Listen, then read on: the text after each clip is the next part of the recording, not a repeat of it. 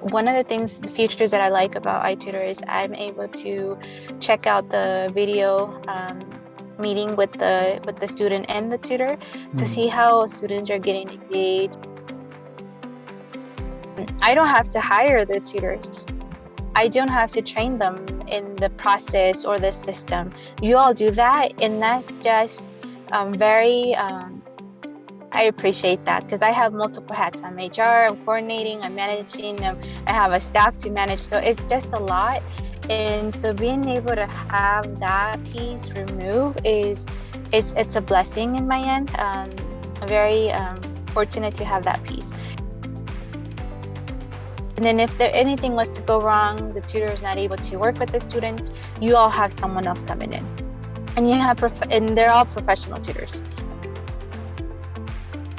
Dashboard software, that to me stood out the most, just because I have access to the hours, who's attending, the notes of the tutor, and being able to pull that report easily. It's in a one central location. That is the part that stood out to me the most. I do know that students took advantage of it. Students were engaged. Students completed the allotted times to them, and they wanted more.